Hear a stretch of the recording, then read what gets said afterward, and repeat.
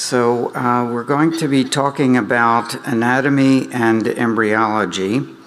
And what I've done this year, a little different from in the past, is I'm trying to go back and forth between the two. So rather than give all embryology and then all anatomy, I've tried to put them together.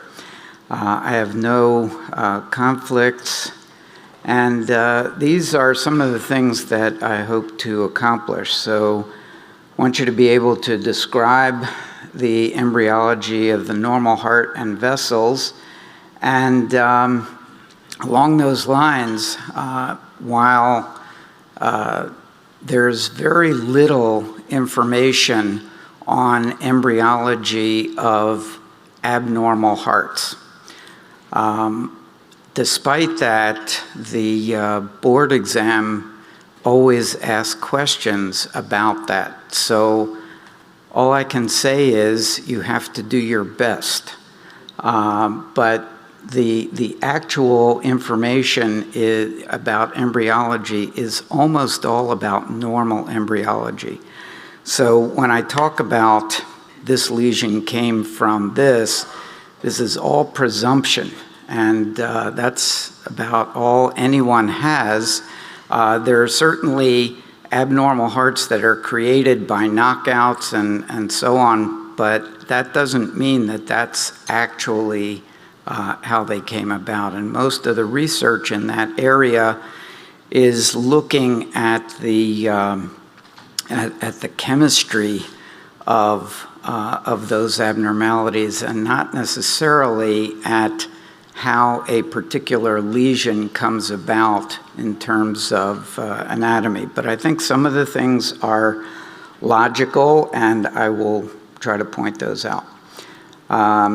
You certainly want to be able to recognize normal cardiac anatomy and to be able to categorize at least the most common anatomical abnormalities. So when we think about the embryology of the heart, there are certain critical periods that we know, at least in the normal, that this is when these structures are developing. Part of it is from work in animals, mice, for example, and part of it is from normal human embryos. So there is extensive literature on those. And as you probably know, the heart is really the first functioning organ to form in the developing embryo, and actually the first to start working. But you can see that the period of cardiogenesis covers a lot of territory, and there are a lot of things going on at the same time. So it's very hard to give you a longitudinal description of normal cardiac embryology. So we're going to go back and forth a little bit as we talk about this is how this develops, and then back to an earlier time, this is how this develops, and so on. But you can see that the heart starts developing 16 or so days, depending upon what you call the heart, post-ovulation. And most of cardiogenesis is finished by about 7 weeks, but there are some structures that are still developing out to probably 8 weeks. The scanning electron micrographs that I'm going to show you are from a really wonderful website that I have gotten permission to reproduce for this course, and the website is listed there on the slide and will be in your materials. But I suggest that if you have extra time or you want to delve into this some more, that you go to the website and see all of the beautiful scanning electron micrographs that they have. So at about 16 days is when the so-called cardiogenic region develops. And this is a micrograph of the entire embryo at that point. And this is the area of what's called the cardiac crescent. So it starts off really as this curved crescent. And if you were to look at this from above, so we're looking sort of en face at that, but if you look from above and you see the prechordal plate there, that green area is part of is the cardiac crescent at 16 or 17 days. And this is now identified as the first heart field. And relatively recently, so really in the last 13 years or so, people have identified what is called the second heart field, separate set of cells, and we'll talk a little more about that as we go on. And here now we're up to 19 days, and you see the foregut formation. What does that have to do with the heart? Well, you'll see that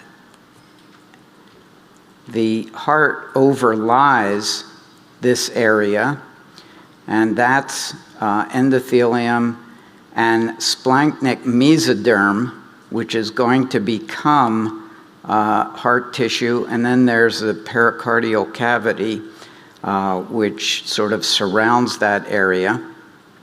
If we cut the embryo in a sagittal plane, you can see the foregut formation. And septum transversum is the marker for where the diaphragm and the liver are. And you notice that they are at the head end of the embryo at this point. As the foregut develops, so the foregut is developing in here, and as it pushes forward, this whole area is going to do what's sometimes referred to as the cardiac somersault, where this becomes more caudal and this becomes more cranial, so that this area, which is now at the head end, comes down here. And again, that's the first heart field and the second heart field in that area. Now at this point, we're now up to about 3 weeks, and the heart has formed a tube. So at the beginning, we saw that crescent. That crescent has now fused together to become a single tube. Up until this point, as far as we know, there aren't any abnormalities that we think come from maldevelopment here. Doesn't mean they can't happen, but at least we're not aware of anything. There aren't cases of 2 hearts and things of that sort, which you would think would be the case if the crescent remained crescent or there was an arrest in development at that point. Now, this is the forebrain here, overlooking this heart region. And what we see in this animation is flow coming from the venous end of the heart, which is now inferior, going up to the superior end of the heart. And this is what's referred to as the straight heart tube stage. And now we can just begin to see the bending of the heart tube. So this is the heart tube in here. And in the frontal plane, it looks like it's starting to bend toward the right side. At the inferior aspect of it is the sinus venosus, which is the collection of venous structures. Then we have the embryonic atrium, the embryonic ventricle, and the bulbous cordus. And posteriorly is what's called the dorsal mesocardium.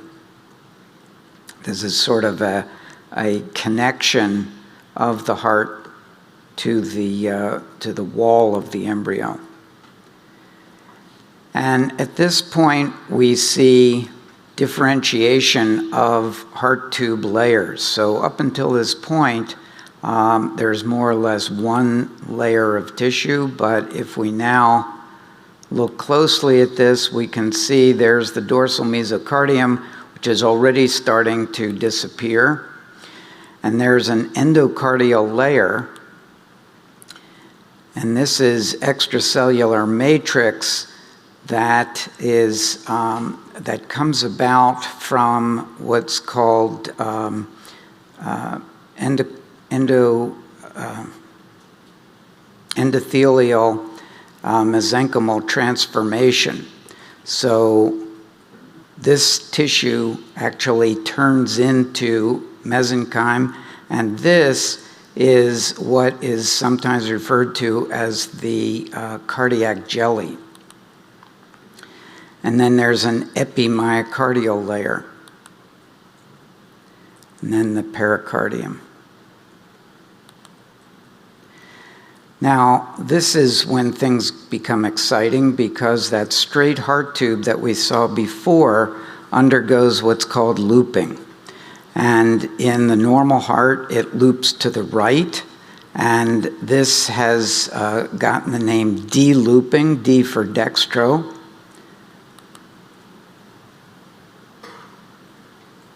And that's what seems to happen, so that we have these different layers which started as a straight heart tube, relatively straight, now undergoes looping. And notice at this point that the sinus venosus and the atria are over here, the atrium, which at this point is a common atrium. Then the ventricle, the AV canal is connecting the atrium to the embryonic ventricle. And this is the bulbous cordus way over here. Now, the bulbous cordus has a proximal portion here, which is going to give rise to the right ventricle. The embryonic ventricle is going to give rise to the left ventricle. So here again, that looping. And so you can see that through D or dextro looping, the forerunner of the right ventricle winds up on the right side, the forerunner of the left ventricle winds up relatively left, but the atria are way over here. And the distal bulbous cordus, which is the outflow portion of the heart, is way over on the right. And so one result of this in terms of an abnormal development could be something like juxtaposition of the atrial appendages, because the embryonic atrium becomes the definitive atrial appendage. And at this point, the embryonic atria are way over on the left side of the heart, and the outflow tract is way over on the right side of the heart. And this is what one tends to see in typical juxtaposition of the atrial appendages. The embryonic atria giving rise to the appendages over here, the outflow tract way over here, instead of, in the normal, later on, this part swings back, winds up in the middle with the atria on either side, and I'll show that in a little bit. So here we see at 27 days now, the sinus venosus, the atrium, the ventricle, the bulbous cordus, And that's the forebrain, which we're going to remove and look down from above. And you can see that at this point, which is a little bit later than than 2 slides ago, we now see that the atria, which started off on the bottom of the heart tube, have now moved up behind the ventricular mass, which is here. And the bulbus cordus, which is this part and this part, have now become, this is the forerunner of the right ventricle, it's right-sided.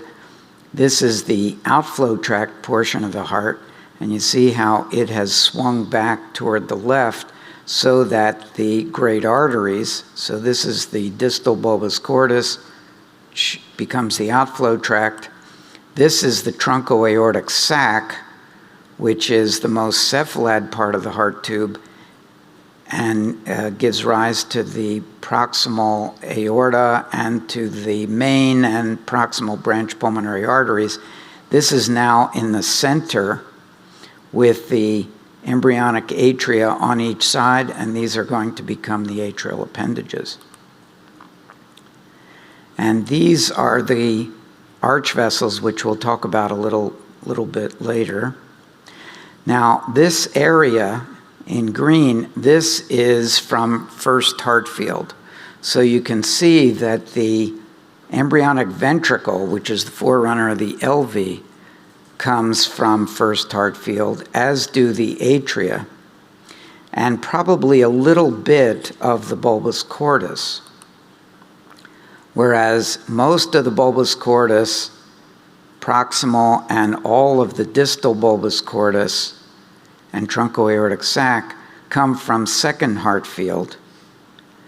And then there are neural crest cells which migrate down from the neural crest, that's up in this area, migrate down into the truncoaortic sac and into the into the distal bulbus cordus, into the outflow tract portion of the heart. And so neural crest cells play a role in abnormal development of the outflow tract. So when we see conotruncal anomalies such as tetralogy of Fallot, that has something to do with neural crest cells invading this area and not developing in a normal fashion. Now, a little bit later, so 4 to 6 weeks, we are looking at the AV canal. And you remember the AV canal is what connects the embryonic atria to the embryonic ventricle, the forerunner of the left ventricle. And so if we cut away just the top part of the bulbus cordus, here we can see the beginnings of the outflow tract. But here you can see the AV canal between the embryonic atria and the embryonic ventricle. Bulbus cordus is over here. So notice that at this point, the AV canal is opening entirely into the embryonic ventricle, the forerunner of the LV. And if we cut a little deeper, now we can see how the blood coming from the AV canal, which is over here, goes into the embryonic ventricle, the forerunner of the LV, through the proximal bulbus cordus, the forerunner of the RV, and out into the outflow tract. And now we cut still deeper, and here we can see that again, embryonic atria here, they haven't really divided yet, although you can see this little indentation here. This indentation becomes septum secundum of the definitive atrial septum, and appears to be due to the fact that the truncus, the great arteries, sit right on top of this area and indent it. Here the AV canal is opening entirely into the embryonic ventricle, forerunner of the LV, and not at all yet into the bulbus cordus, the forerunner of the RV. And here's just a close-up of that. Now, when we think about atrioventricular alignment, the classifications, and I don't want to get into nomenclature here, but I just want to give you a way of thinking about how the atria connect to the ventricles. Regardless of what classification system one uses, the atria connect to the ventricles by way of the AV valves and their actual physical connections, so that one can think about atrioventricular alignment in two steps: atria to AV valves and AV valves to ventricles. And the atria, each one, either connects to an AV valve or doesn't, and each AV valve in turn connects to one ventricle, the other ventricle, or both ventricles. And that's universal. Everybody, whether they use the terminology that I use or not, and I don't want to spend a lot of time on that terminology, that this is the way to think about the way atria connect to ventricles by way of the AV valves. You'll see that when we talk about ventriculo-arterial alignments, there's a lot more controversy, and that's because people don't use this connection, physical connection, but rather talk about, we're going to make up some rules that tell us whether a great artery belongs to a ventricle or not. With atria and ventricles, it's very clear-cut. Each atrium either connects to an AV valve or not. Each AV valve either connects to one ventricle, the other ventricle, or both. This is a cartoon of normal development, and here at this stage we already see the atria, which remember start off down at the bottom of the heart tube. So this is the heart tube, the sinus venosus portion is here. The atria are at this level.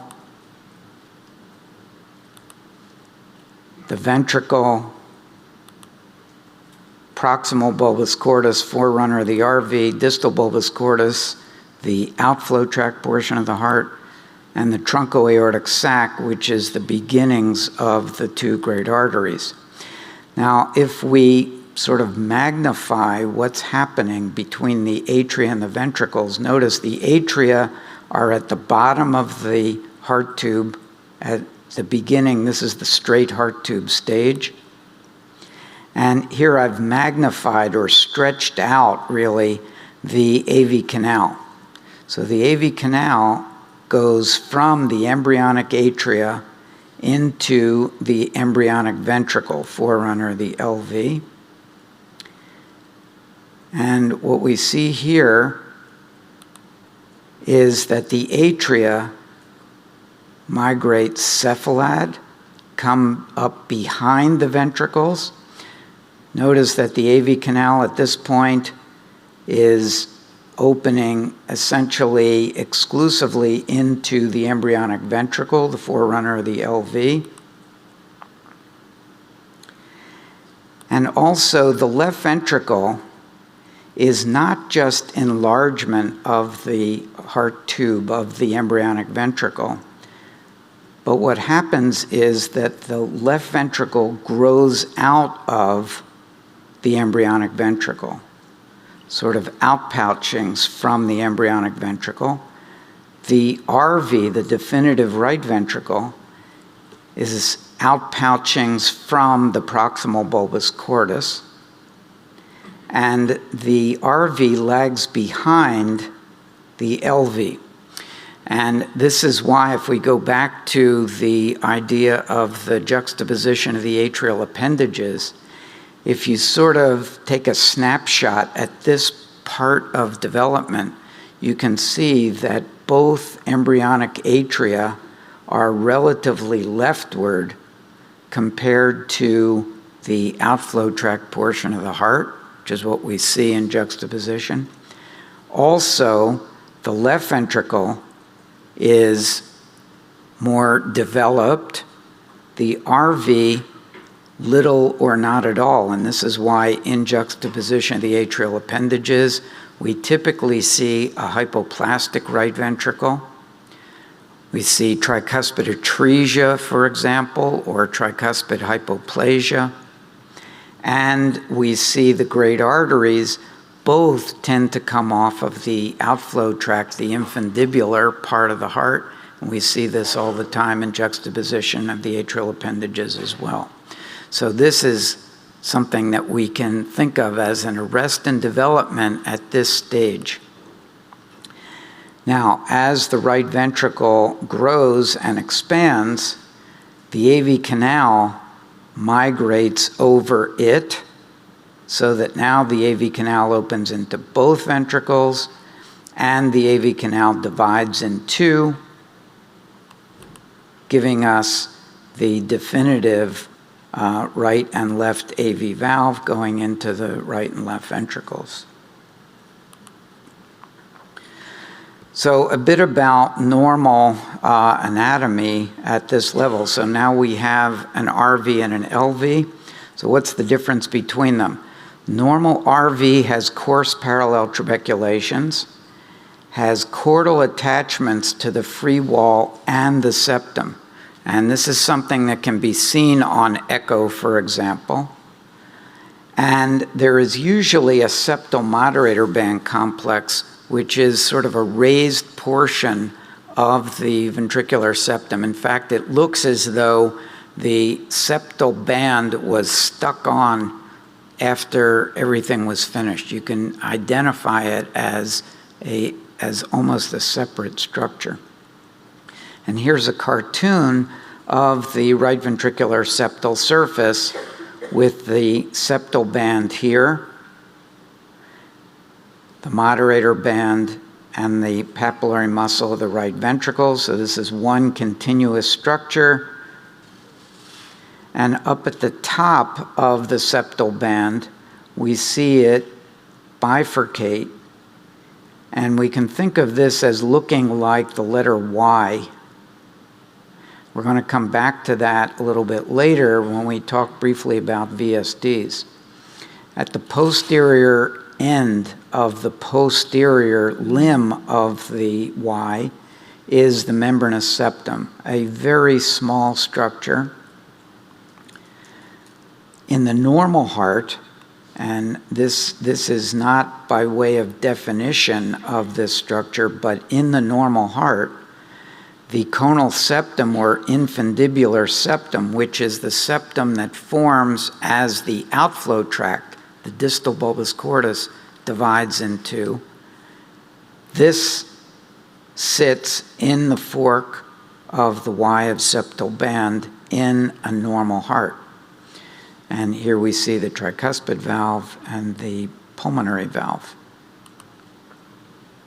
And here is an actual specimen of a right ventricle in a not completely normal heart, because you can see that there's a VSD there, but here we see the septal band, this raised part that looks like it's sticking up off of the septum. So all of that is septum, and all of that is ventricular free wall.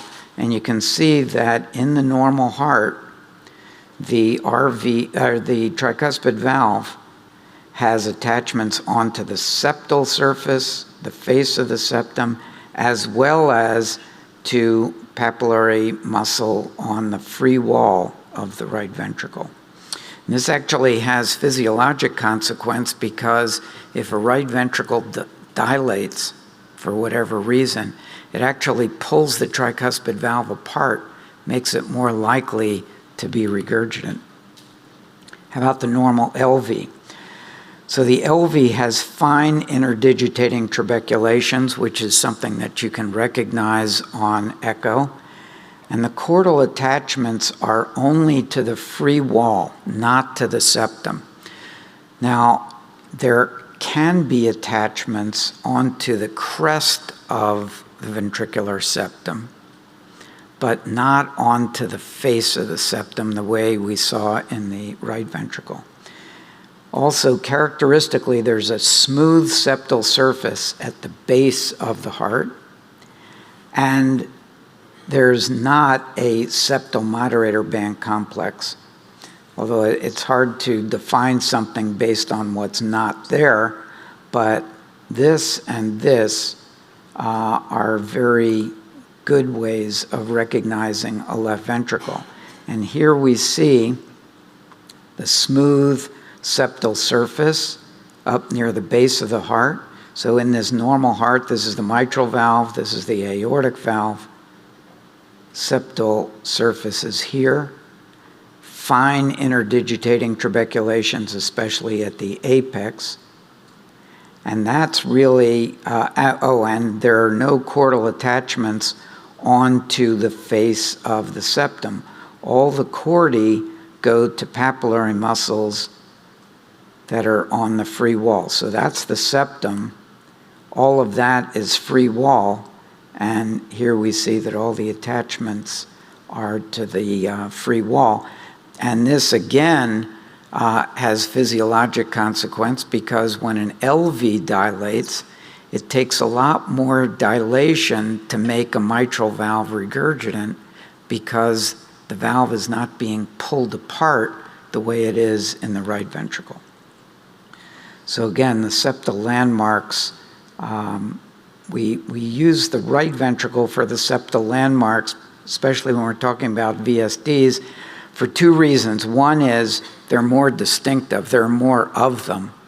And for another, when we describe VSDs to a surgeon is going to be looking from the right ventricle. And so it's best to describe them from the standpoint of the right ventricle.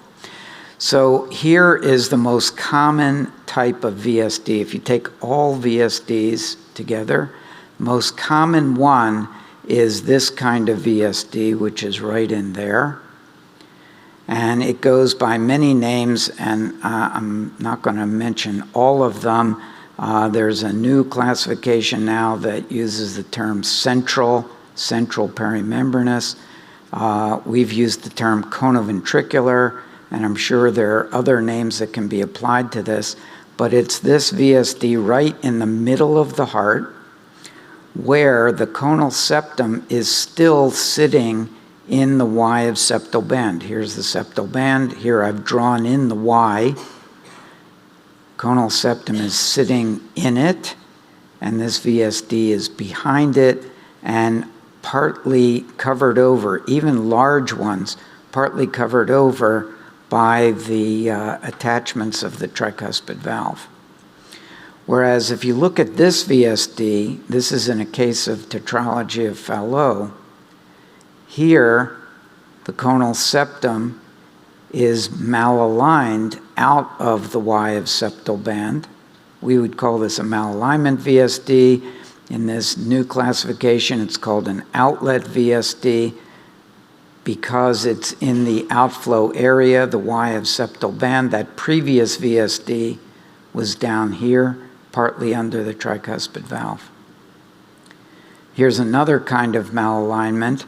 When you look from this side, you can see that the VSD looks like it's in the Y of septal band, again, out in front of the tricuspid valve. You can't tell from this side whether this conal septum is malaligned or missing, but when you look in the left ventricle, you can actually see the conal septum. Here's the aortic outflow, there's the rest of the VSD. The pulmonary outflow is around the corner here in the right ventricle, but the conal septum, which is never supposed to be seen from the left ventricle, is easily seen from the left ventricle, indicating, again, that there's malalignment. Here's another kind of VSD referred to as an inlet VSD or an AV canal type VSD. This is not a case of AV canal, but this is a case of straddling tricuspid valve. Again, an inlet VSD is under the full length of the tricuspid valve. Here's the septal band with the Y. Here's the conal septum here. Completely different location. And here's another outlet VSD that's in the Y of septal band.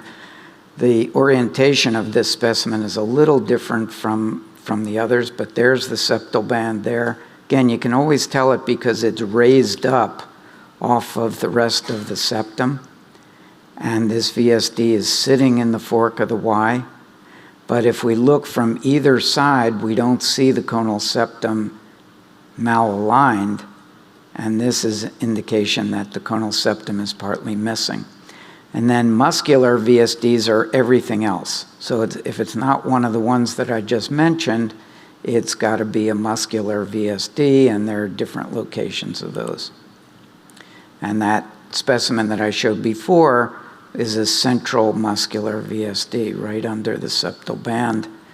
And muscular VSDs, by the way, are characterized by having very discrete margins on the left ventricular side and very irregular margins on the right ventricular side. Same defect, looks completely different from the two sides. Okay, let's go back to the embryology and outflow tract septation. So the way the AV canal divided in two was by growth of endocardial cushions that fuse together and separate the AV canal in two. Well, there's a similar process that happens in the outflow tract. And so here, when we cut away the top part of the heart, here we see the beginning of the outflow tract. And these are these endocardial cushions.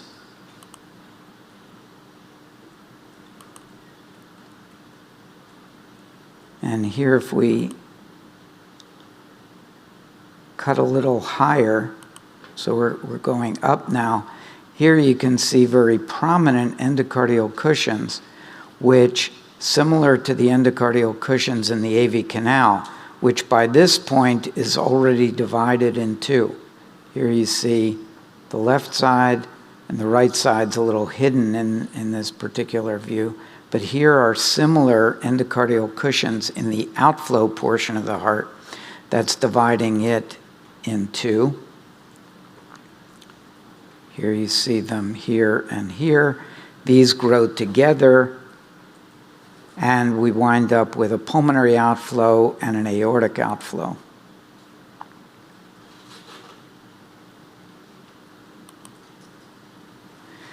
Now, I alluded to the fact before that ventricular arterial alignments are treated differently from atrioventricular alignments.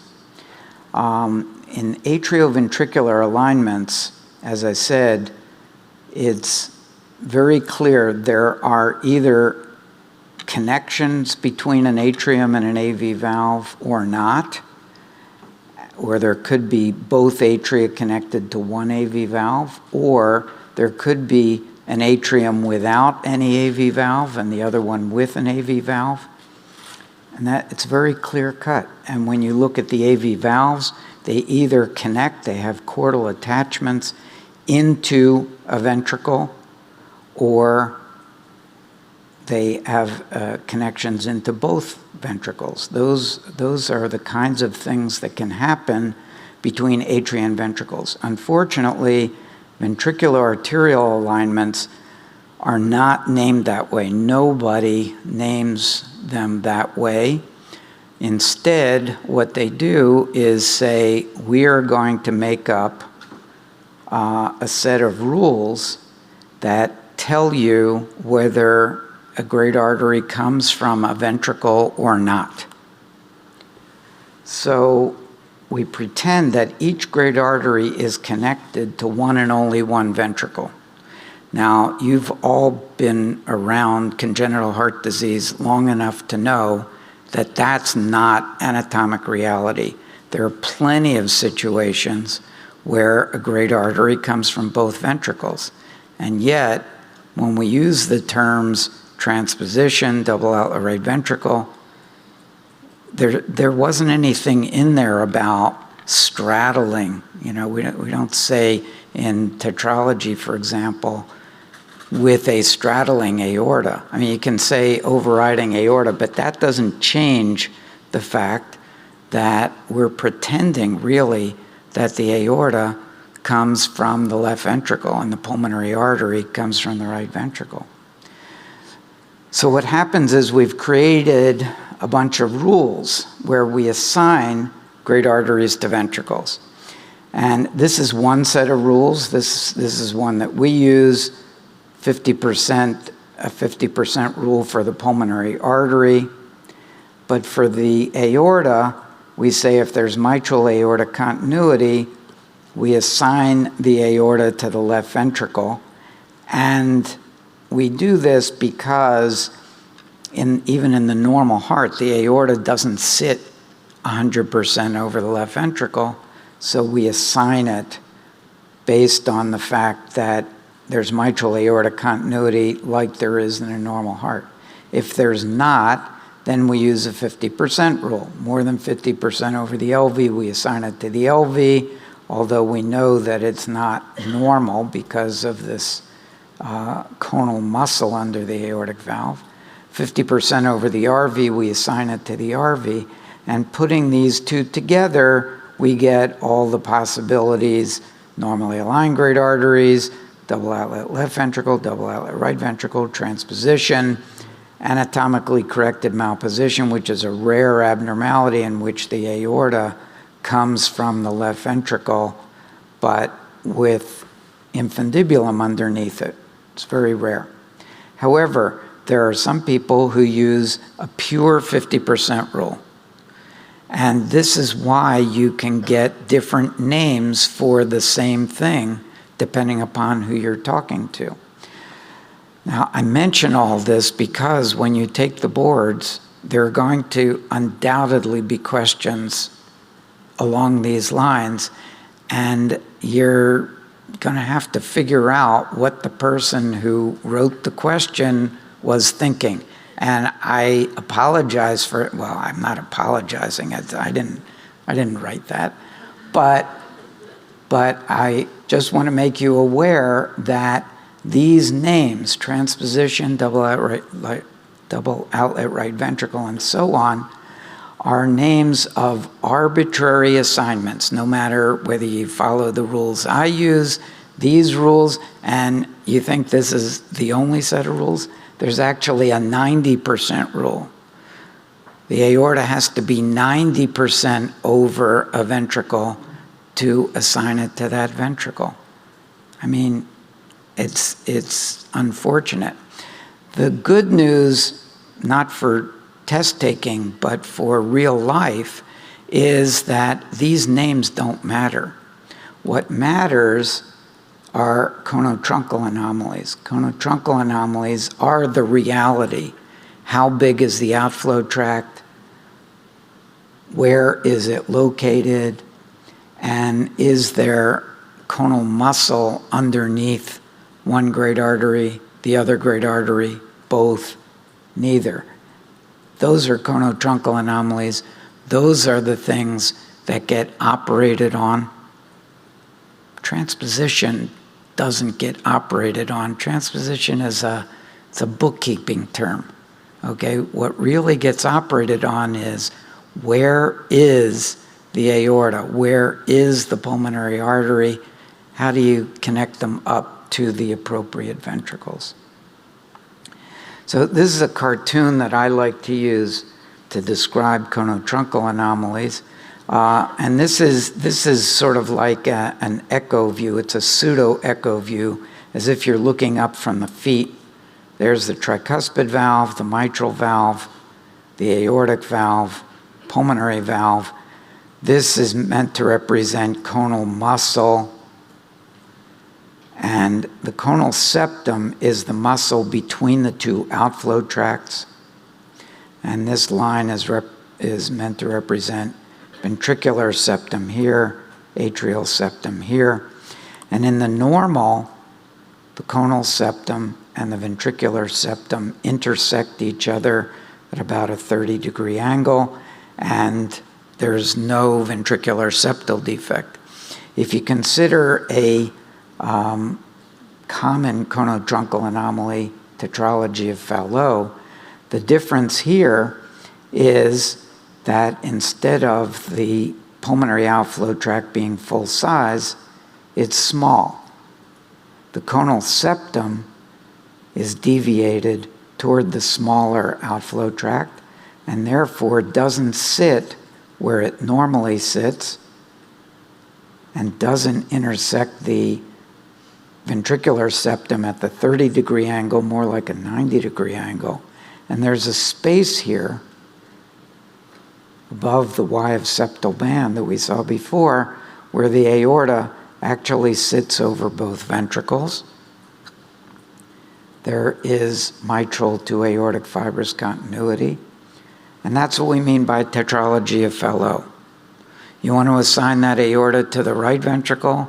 Be my guest. But the reality is that tetralogy of Fallot is this conotruncal anomaly in which there's a small pulmonary outflow, there's a big normal-sized aortic outflow, and mitral aortic continuity. Interrupted aortic arch is another conotruncal anomaly, and here the aortic outflow is small. Pulmonary outflow is normal size. The conal septum here is deviated toward the smaller aortic outflow, again leaving a malalignment VSD in the Y of septal band. This is the abnormality, not whether you assign that pulmonary artery to RV or LV. I mean, obviously we would say it's assigned to the RV, but the point is that the abnormality here is really how big are the outflow tracts? Is there a conal muscle underneath one or both great arteries? And here we see posterior malalignment. And same thing you can do with transposition. There's classical transposition, where the conal septum intersects the ventricular septum at the normal place. But there's a combination of abnormalities, transposition, VSD, coarctation. These are not three unlucky events that just happen to come together. This is just like tetralogy of Fallot in the sense that there's a small, in this case, aortic outflow. Pulmonary now sits over both ventricles. You want to assign this to the RV, you want to assign this to the LV, doesn't matter. What matters is there's usually mitral to pulmonary continuity, pulmonary arteries sitting over a malalignment VSD, small aortic outflow. Sort of the opposite of interrupted aortic arch, if you have transposition, the aorta sits a little bit over the VSD, and the pulmonary outflow is very small. Conal septum is malaligned posteriorly. Transposition VSDPS. Something that doesn't have a corresponding lesion in normally aligned great arteries is transposition with bilateral conus. You can actually have conal muscle under both great arteries. And same thing with double outlet right ventricle. You can have a lot of different conotruncal anomalies, but if you follow some set of rules whereby you assign great arteries to ventricles, you can come up with the term double outlet right ventricle. But what really distinguishes these is, what does the outflow tract look like? Is there muscle underneath the two great arteries? Are they both the same size? And one additional thing in double outlets is you can have a tiny or no left ventricle. Okay, let's get back to ventricular septation. So we're now, again, back to about 6 weeks. And what's happening here is that outpouching that I spoke about, outpouching from the embryonic ventricle makes the LV, outpouching from the embryonic bulbus cordis, proximal bulbus cordis, gives the RV, and there's myocardial tissue left in between where there's no outpouching, and that is the so-called muscular or trabecular septum. And so you can have defects within that. And atrial septation also occurring around this time, probably a little bit later than ventricular septation. Here we see the two embryonic atria with their atrial appendages. And if you look in from this side, remember I mentioned before that the truncus indents the roof of the atrium. That makes septum secundum. If we look in from that side, you can see septum primum, which is the flap valve of the foramen ovale. And here it is here, flap valve of the foramen ovale, which grows down and fuses with the endocardial cushions to eliminate the so-called ostium primum. Septum primum, if it has defects in it, has what are called ostium secundum ASDs. I'll talk about that in a minute. And here you can see a close-up of this very floppy septum primum, which normally fuses superiorly with septum secundum. We'll come back to atrial septation or atrial septal abnormalities in a minute. Let me talk about the embryology of the aortic arches. So if you think back to that straight heart tube, you remember that the most distal part of the heart tube is the truncoaortic sac. Truncoaortic sac becomes the proximal aorta and the proximal main pulmonary artery and or the main pulmonary artery and the proximal branch pulmonary arteries. There is a pair of dorsal aortas that run the length of the embryo. There is a sequence of aortic arches that connect the truncoaortic sac to the paired dorsal aortas. These correspond to the gill arteries in fish, and these become, at least one of them becomes the aortic arch in the definitive aortic arch. But the bad news is that there are 6 of these. How do I keep all these straight? The good news is we in cardiology only have to really know about 3 of them, really 2 of them. So 1 and 2, that's for your ENT colleagues to know about. You don't have to worry about those. Even 3, you'll see in a minute, doesn't become a definitive arch in the normal human. Arch 4, that's one you have to pay attention to. Very important, because arch 4 becomes the arch. When you say there's a right arch or a left arch, that's arch 4. Arch 5, at least for purposes of this exam, you can pretty much forget about. It's very controversial. If there's a question about arch 5 on the exam, I want you to tell me about it, because there are a lot of people who think there is no such thing in people. Arch 6 is the other one that you have to know about. This is the ductus. This is the ductal arch. So here's how the arches develop. Remember, they start off at the truncoaortic sac, and they go to the paired dorsal aortas. So this is truncoaortic sac. These are the paired dorsal aortas. And so that was arch 1, and now arch 2 is present. Arch 1 has involuted. Arch 3 is present, and arch 2 has involuted. And here's arch 4. At this point, arch 3 and 4 are both arches. They're both present at the same time. And here's the beginning of arch 6.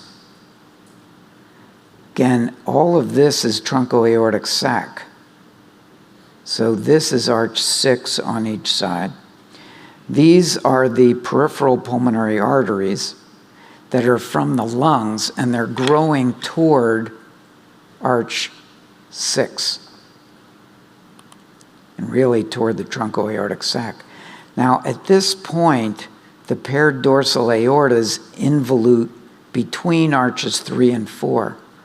And that's why I say arch 3 is not a definitive arch in the normal human, but is the common carotid artery.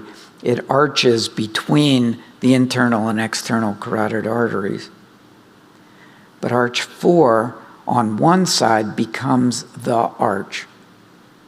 On the other side, you'll see what happens to it. Arch 6 is the ductus, and usually it persists on the left side, although it can persist on the right side, on both sides, or they may involute completely. And then notice that there is this new thing appearing down here, these yellow things. These are the subclavian arteries. These are not really arch vessels, even though in the normal, we talk about the subclavian artery as being an arch vessel. It's not an arch vessel in the embryologic sense, because it's not one of the 1, 2, 3, 4, 5, 6, but it is the 7th intersegmental artery. The intersegmental arteries, the embryo has a bunch of segments. Each one has its own artery. The 7th one is the distal subclavian artery. So let me talk briefly about arch-sidedness. Left and right arches, because for many of you this is obvious, but I can tell you that I've been giving lectures on aortic arches for a long time, and there is always someone who has the courage to say, well, but if you have a right-sided right ventricle and a left-sided left ventricle, can you have, where's the aorta? Is the aorta the same, the ascending aorta, the same as the aortic arch? And the answer is no. So you can have a right-sided aorta with a left arch. In fact, probably most of the people in this room have that, right? Your aorta, ascending aorta, is on the right side, but your aortic arch is on the left side. Where the ascending aorta is has nothing to do with arch-sidedness. Arch-sidedness is all about which bronchus is crossed by the aortic arch, not which side of the midline the aorta ascends. Now, you probably all learned on day 2 in the echo lab. Remember, day 1 was when you learned how to turn the machine on, what the buttons do. Day 2 in the echo lab, you learned that the first arch vessel usually gives rise to a carotid artery opposite the side of the arch, right? So you see which way the first arch vessel goes, arch must be on the left side. It's a pretty good rule. It's got exceptions. There are exceptions to that rule. The biggest exception from a practical standpoint, this won't be on the boards probably, from a practical standpoint, sometimes it's hard to tell which is the first arch vessel. But besides that, there are actual exceptions to that rule. However, a rule that has no exceptions is that if you have an isolated subclavian artery, isolated means only comes from a duct, doesn't come from the aortic arch. If you have an isolated subclavian, or if you have a retroesophageal or aberrant subclavian, those are always opposite the side of the arch. So if you have an aberrant left subclavian, that only happens with a right aortic arch. There are no exceptions to that. So I like to use this, this little cartoon. You can find in probably any textbook that talks about arch anomalies a very fancy, this is what the arch actually looks like, and this is where each of the pieces come from, and those are all very nice. They don't let you bring those pictures into the board exam unless they've changed the rules. But with a little practice, you can learn to make this cartoon, not with the colors necessarily, but you can sketch this out right there in the exam room and figure out which arch is missing and so on. And here's the way this works. The blue part from the embryonic truncoaortic sac, that's what becomes the ascending aorta and the main pulmonary artery and proximal branch PAs. The orange started as arch 3. Remember, that became the common carotid arteries on each side. Here are the branch PAs. Remember, they're not from the arches. They grow into the truncoaortic sac. Arch 4, that's the one you have to pay attention to. Very important. Arch 4 on one side is going to become the aortic arch. You'll see what happens to it on the other side, also important. I skipped arch 5 because, as I said, most people don't have it, and it's controversial as to whether it exists or not. But arch 6 is the ductal arch. Again, it goes from truncoaortic sac, in this case from the pulmonary artery part of the truncoaortic sac, to the dorsal aorta on each side. That's the trachea and the esophagus in this drawing. The 7th intersegmental arteries are the subclavian arteries. Remember, they start down here in the descending aorta. They migrate up so that they become part of the definitive aortic arch, but they're not truly arch vessels in the embryonic sense. And then the paired dorsal aortas fuse together to form the descending aorta. So let's see how this cartoon works. And by the way, if you were thinking of trying to make this more anatomically correct, if you sketch this out and sort of fold the paper in half, this is the anterior part, this is the posterior part, this is the descending aorta, this is the ascending aorta. That makes it look more like the real thing. So what happens in the normal? In the normal, the right dorsal aorta and the right 6th arch involute. Okay?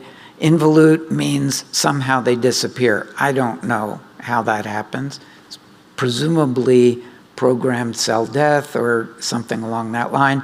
Whatever it is, those disappear in the normal. And notice arch 4 is still there. Arch 4 on the side, here's the side where it's the arch, but on this side, it's what connects the subclavian artery to the carotid artery to form the innominate artery. So in the normal, we have a right innominate artery, then a left carotid, then the arch, then the left subclavian artery, and the descending aorta. Here's the trachea and esophagus. Here's where the duct is. The duct, of course, becomes a ligamentum. How about some common arch anomalies? Anomalous right subclavian artery. So remember I said before that if you have an anomalous or aberrant subclavian artery, it's always opposite the side of the arch, and here you'll see why. In this case, instead of right dorsal aorta and right sixth arch involuting, right fourth arch and right sixth arch involute. So now the right subclavian is not connected to the right carotid. You don't have an innominate artery. So the first arch vessel is still contains the right carotid, so it still follows that rule that you all learned. The left carotid is next.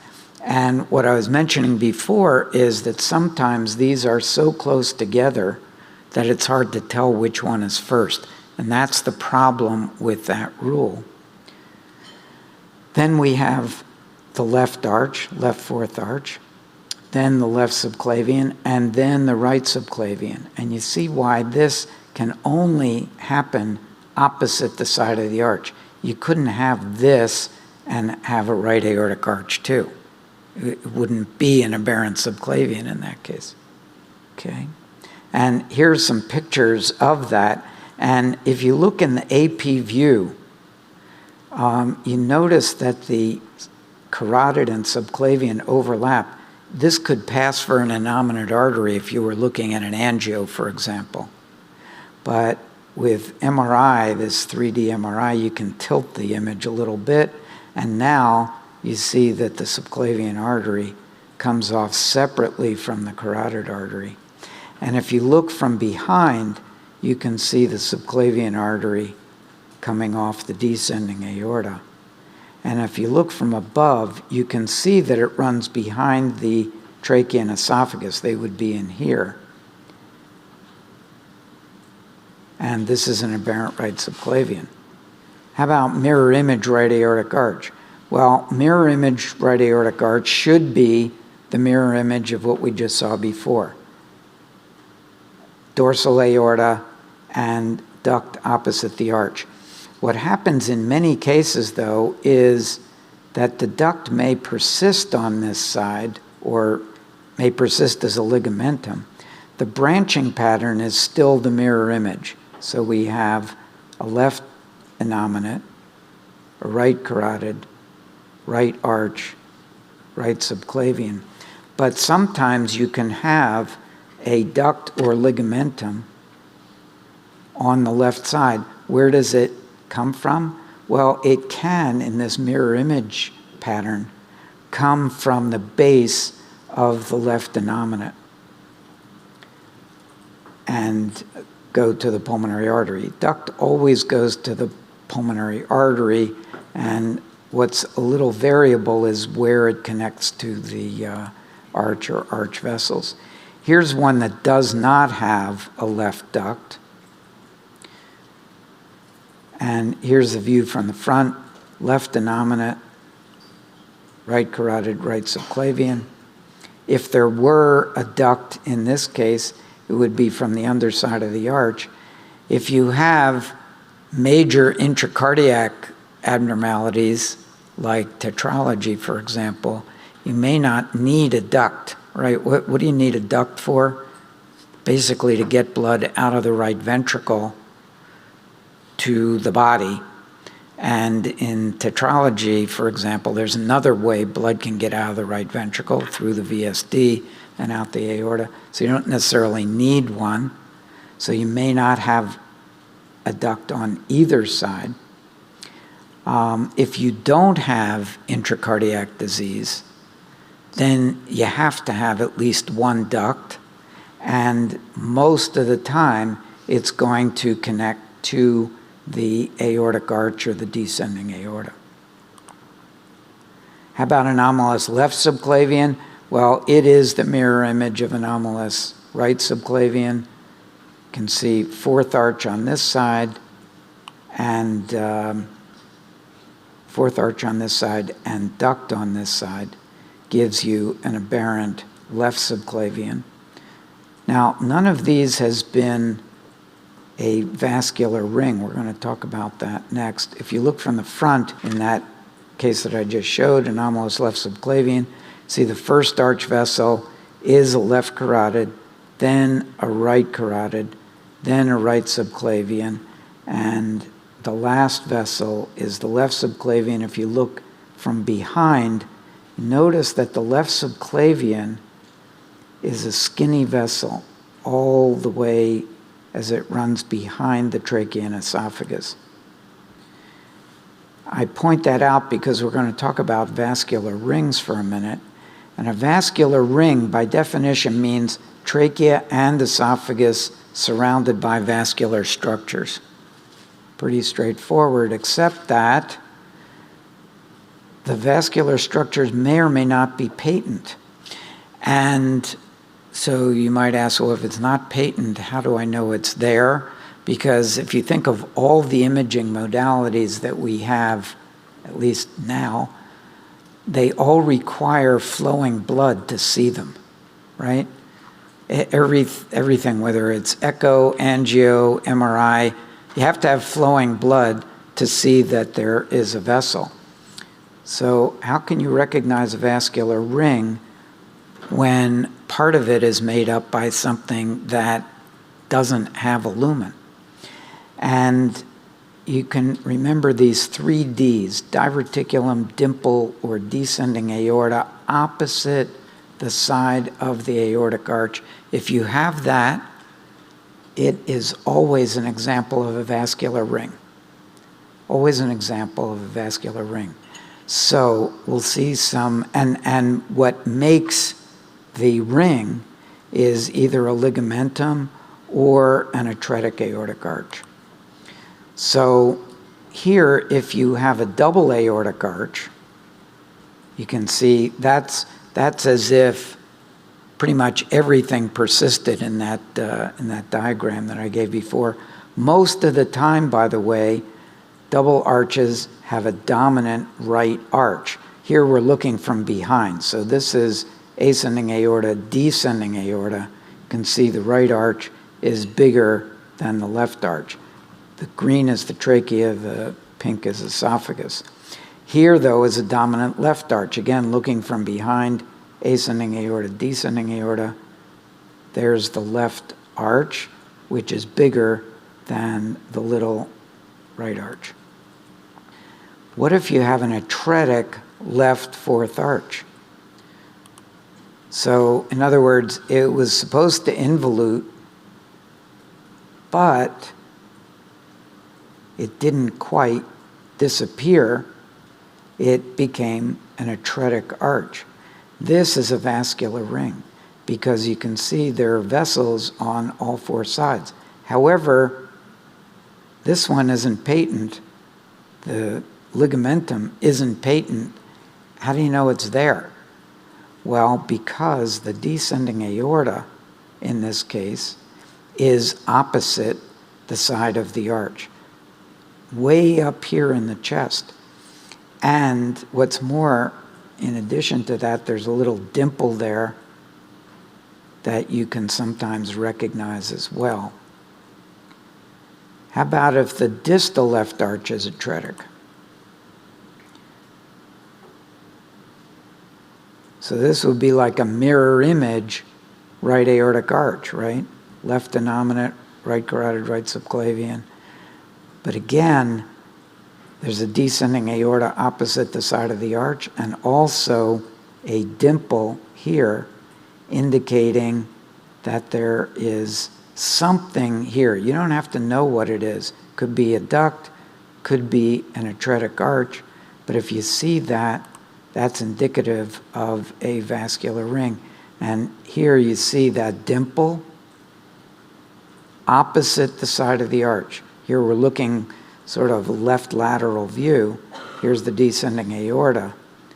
And you see a dimple over here. If this were a duct dimple, a right duct dimple, it would be coming from the aortic arch itself. This is coming from the descending aorta, and that's indicative of a vascular ring.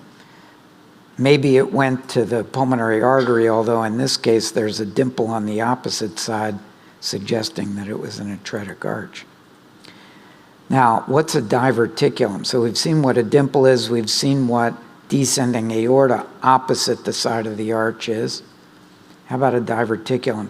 Well, diverticulum, unlike the dictionary definition of diverticulum, medical dictionary definition of diverticulum, which is a blind pouch, when we're talking about arch anomalies, it doesn't mean that. It means an outpouching from the aorta from which a vessel like a subclavian artery comes. So here, notice what involuted. The same thing as aberrant left subclavian. However, the duct didn't involute. By the way, most of these people don't have heart disease with this particular arch anomaly. And so they have to have a duct. And the duct typically is a left duct, so it's coming from the left pulmonary artery, goes to this area, which is the dorsal aorta, the left dorsal aorta. And this is a diverticulum, this fat vessel coming off the descending aorta, which suddenly becomes a skinny vessel. That's what we mean by a diverticulum. Commerell is the radiologist who first described this based on a barium swallow. 1936, people were just starting to use barium swallows to diagnose things. He was the first one to diagnose a vascular ring in somebody who was still alive.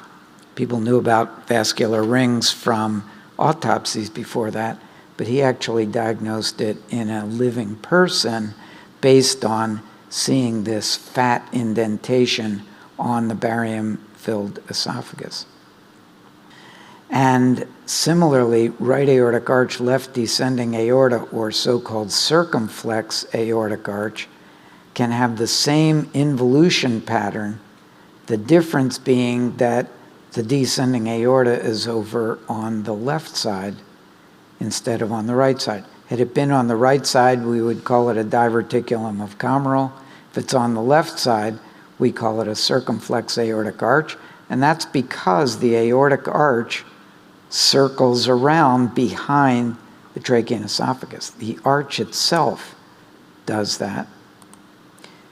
And here's how you would recognize that, because the descending aorta, way up here, high up in the chest, is on the opposite side from the aortic arch. Now, most people who have a right aortic arch, the arch starts off here and then gradually the aorta makes its way over to here, so that by the time it gets to the diaphragm, it's on the left side.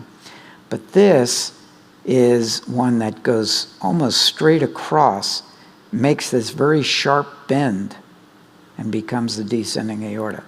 That's a circumflex arch. I'll mention interrupted arches. So as you probably know, there are three different kinds. So-called type A has an interruption on both dorsal aortae. And so it looks as though you have two innominate arteries, and the duct goes to the descending aorta. Type B is, and interrupted arches in general are interruptions on both sides. So here, type B, it means one fourth arch involutes and the other dorsal aorta involutes. Can be on either side. Type B with an aberrant right subclavian, both fourth arches involute.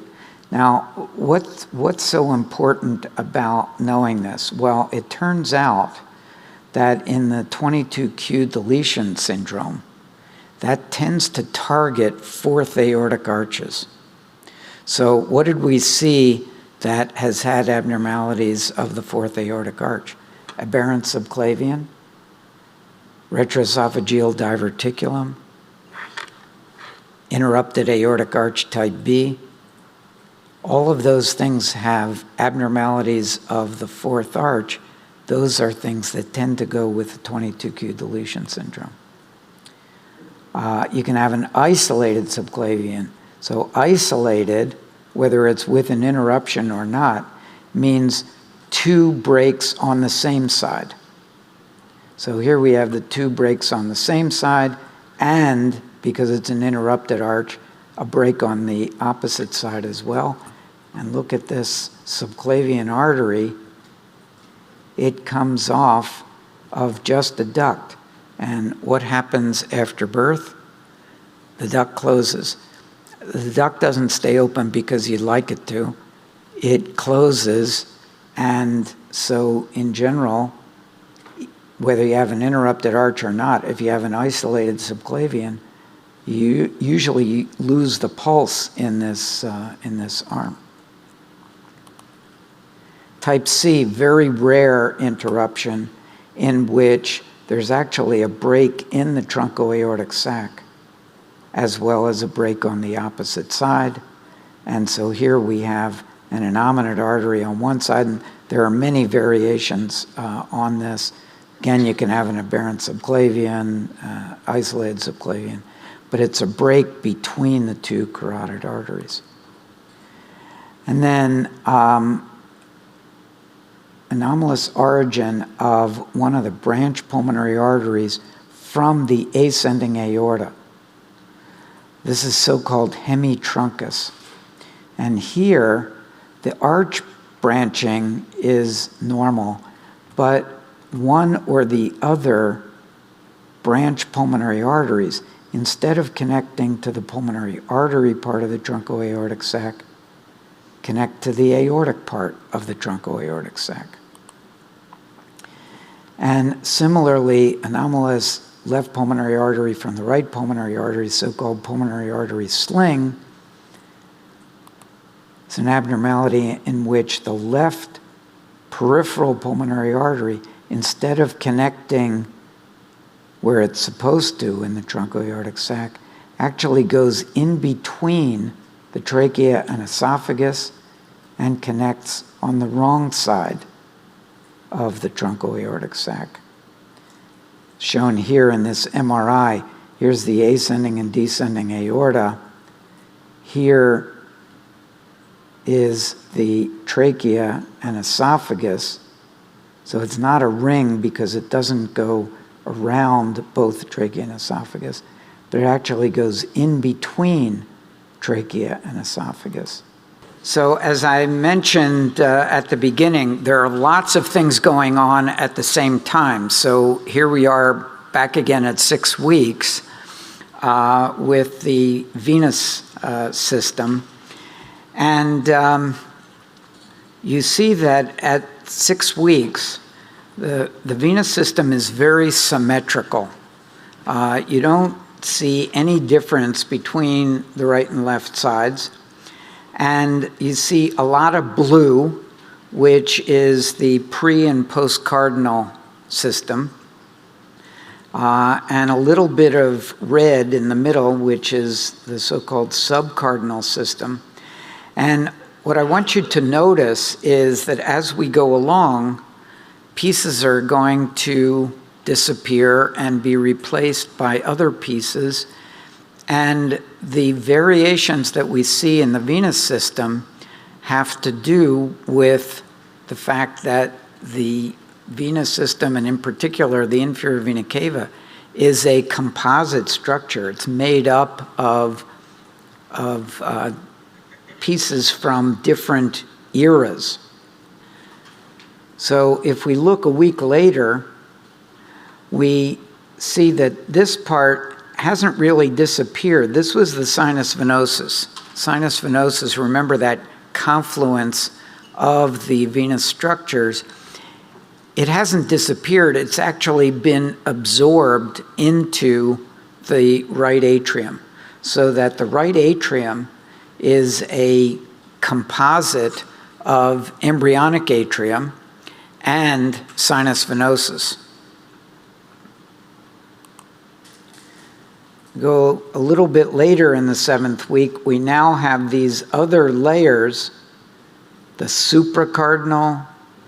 There's connection between sub and supracardinal, these little green parts here, and the hepatic IVC, which is really a confluence of what started off as symmetrical hepatic vessels that have become right-sided. So the left-sided ones, parts of them involuted. And if you think about abnormalities involving visceral situs, in particular heterotaxy syndrome, heterotaxy syndrome has a tendency to preserve some of the symmetry that we see early on. So when we see a single right-sided hepatic IVC, that's in the normal. But in some abnormals, you can see what looks like two IVCs. Now, they're usually not complete IVCs from iliac veins all the way up to the heart, but you can see persistence of parts, either two things at the same level, so symmetrical, or you can see shifting back and forth. So part of the right side persists, part of the left side persists. This is where it comes from. Now, look at how much of the postcardinal has involuted. At this point, there's almost no postcardinal system. Look at what is going to become the IVC now has 1, 2, 3, 4 different components. That's going to be the IVC. What's this yellow thing here? Supracardinal system? Well, it's going from down here below where the renal veins come in up to here, which is what's going to be the superior vena cava. And we saw that it was symmetrical just a minute ago, the previous one, but now this left side has also joined it. Notice that this goes halfway up and then crosses over and joins this. This is the hemiazagus.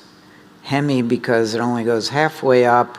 It's not exactly half, but it goes halfway up and then crosses over and joins the right-sided azagus. And so people will talk about a left azagus as if it were a hemiazagus. Why? Because in normal people, you don't have an azagus vein on the left that goes all the way up to the superior vena cava the way you do on the right. And so they say, well, if it's left-sided, it must be a hemiazagus. No, actually, in heterotaxy, you can have two azagus veins if they both go up to join a superior vena cava.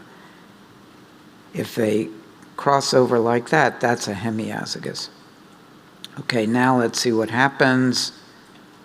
So here we see that the left precardinal vein normally involutes at this point. And this is actually, I said before that the sinus venosus is incorporated into the right atrium. It's actually the right horn of the sinus venosus that's incorporated into the right atrium. The left horn of sinus venosus is the coronary sinus. And This is why if you have a left superior vena cava, it goes to the coronary sinus because that's where it went before. If it doesn't, if there is no left superior vena cava, this involutes, you still have the left horn of sinus venosus. And we'll talk about this a little further when we talk about the atria, but one difference between a right atrium and a left atrium is that the right atrium is made up of sinus venosus as well as embryonic atrium, as well as part of the AV canal, whereas the left atrium normally does not have sinus venosus within it, and the coronary sinus runs behind the left atrium, separate from the left atrium. So here are some common abnormalities that go along with that are venous abnormalities. So I just mentioned left SVC to coronary sinus. Here we have that. And one very peculiar thing, and this is if somebody shows an image, you will see that in most cases, if you have a left superior vena cava to coronary sinus, the coronary sinus is much bigger than the left superior vena cava. And I don't have an explanation for that, but it is true that if you look at almost every case that has an LSVC to coronary sinus is gigantic compared to the left SVC. And it can't be because, well, obviously there's the addition of coronary blood flow, but if you think about how small the coronary sinus is normally, it doesn't add that much. But it's just true that coronary sinus really dilated happens when you have an LSVC to coronary sinus. Now, another thing that can happen is that I said that the left horn of sinus venosus does not get incorporated into a left atrium. Well, that's true most of the time, but in fact, it can be partially incorporated into the left-sided atrium, and we call that a partially unroofed coronary sinus. And a consequence of that is that blood can flow from the left atrium through what would have been the mouth of the coronary sinus to the right atrium. And so this is a type of atrial septal defect that it's not really a defect in the atrial septum. It is just the mouth of the coronary sinus acting like an atrial septal defect if the coronary sinus is partially unroofed. And then you can have a completely unroofed coronary sinus, again with the mouth of the coronary sinus acting like an atrial septal defect. And here you can have the appearance of the left superior vena cava connecting directly to the left atrium, which it does, but it's because the coronary sinus is completely unroofed. Now, there are some other, so it can effectively be this, left SVC directly to LA. And you don't necessarily have persistence of the coronary sinus ostium in these cases. So you may or may not have a coronary sinus ostium type ASD.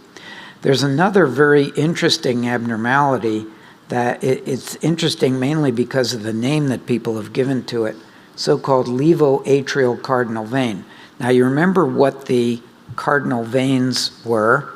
Cardinal veins contributed to the superior vena cava on both sides, and most of the inferior part disappeared. And if the superior vena cava gets incorporated into an atrium, then we say the SVC connects to that atrium. But this does not connect to the left atrium. It actually connects to a pulmonary vein.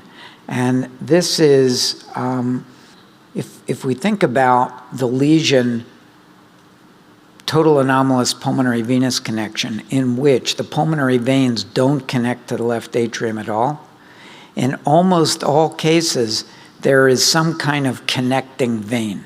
Okay, people call it a vertical vein.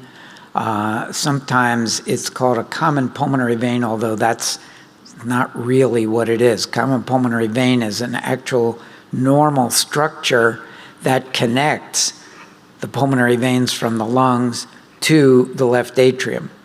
But that's a name that's given to it. But in any case, there's something that connects pulmonary vein to some, usually systemic vein someplace, if you have total anomalous pulmonary venous connection. It's a de novo vein. It's not a vein that we normally have. What if outlet from the left atrium is completely obstructed? So things like mitral atresia with an intact atrial septum. The pulmonary veins can actually come into the left atrium, but the blood has no place to go. And those people can behave just like total anomalous pulmonary venous connection from an embryologic standpoint and have this connecting vein. So this connecting vein doesn't connect to the left atrium, and it's not a cardinal vein because we said the cardinal vein is an SVC, which this is not. But if you see the name levoatrial cardinal vein, it means this.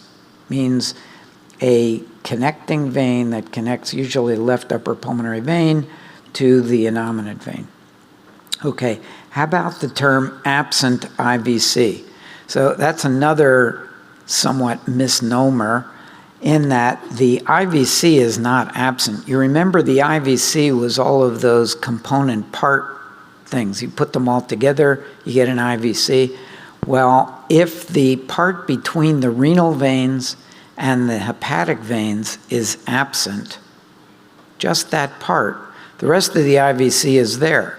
The lower part drains through that supracardinal system, which is the azygous vein, up to the superior vena cava. By the way, we all have an azygous vein. It's usually tiny, but if all the blood from your renal veins on down has to connect back to the heart, it does it by way of the azygous vein. The azygous vein becomes huge, and that's what happens in absent IVC. How about the hepatic IVC? It's still there. So it's there just like it is in everybody else. All that's missing is this part here, the renal to hepatic segment. Okay, let's talk a little bit about atrial anatomy. So normal right atrium, pectinate muscles cover the lateral wall. Now, what are the pectinate muscles? Well, this is the area that came from the embryonic atrium. So the embryonic atrium in the definitive heart becomes the atrial appendage. And in the right atrium, it covers the whole lateral wall of the right atrium, all the way down to the so-called crux of the heart, the bottom part of the heart. Most of the time, the right atrium receives at least the IVC and coronary sinus. And when I say IVC, I mean the hepatic IVC. And septum secundum covers the attachments of septum primum, and I'll show you what I mean by that in some pictures. So here I've cut a window in the right atrium, and we're looking from the right side. So we're looking at the atrial septum. Septum primum is this thin part in the middle of the atrial septum. Septum secundum is the thick part. Remember, that's what came about when the trunk indented the roof of the embryonic atrium, made a fold of thicker muscle. And we don't see where septum primum attaches to septum secundum when we look from the right atrial side. This is the canal septum. This is the part that's missing when you have a common AV canal.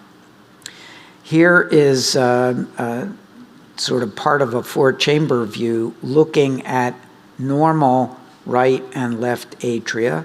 And here's right atrium over here.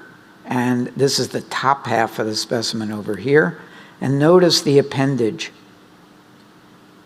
Very broad-based, makes up the whole lateral wall of the right atrium. This is the left atrium here. And here we see pectinate muscles just out in this area. This is the left atrial appendage. Narrow-based, has a very discrete entrance into the rest of the atrium. This probably all came from sinus venosus being incorporated into the right atrium. This is the canal septum right here. This is septum primum here. You don't really see here. Septum secundum is the tail end of it is right about there. How about normal left atrial anatomy? Well, we saw the pectinate muscles are confined to a discrete area of the appendage. That's the contribution of the embryonic left atrium. Septum primum attaches to septum secundum on the left atrial side. So here's a cartoon of that looking from the front, right atrium over here, left atrium over here. And you see that there are two attachments, here and here, to septum secundum, the infolded wall of the embryonic atrium. And here are the two attachments to it. And if there is a patent foramen ovale, it is the space between septum primum and septum secundum. These attachments are on the left atrial side. Here's a specimen looking from the right atrial side. We see the thin septum primum in the middle, thicker septum secundum above. We don't see the attachments here. Canal septum between septum primum, and you don't see it here, but the tricuspid valve was up here. Here's the left atrial view in this same specimen, and you see there's an attachment, there's an attachment, there's this half moon shape in between the two attachments, and if there's a foramen ovale, it's in that space between septum primum and septum secundum. Now, here's what a patent foramen ovale would look like. Sometimes it's not even this big, so you wouldn't even see it unless you put a probe or a catheter or an instrument through that. An ostium secundum ASD is a defect in septum primum. So part of septum primum, or occasionally all of septum primum, is missing. Septum secundum is still there, even though it's called an ostium secundum ASD. It's nothing to do with septum secundum. It has nothing to do with the canal septum. Here is an ostium primum or ostium primum ASD. This is what you see in almost all cases of common AV canal. It is absence of the canal septum. So here we're looking down from the right atrial side. This area right here is a common AV valve. It's one valve from both atria.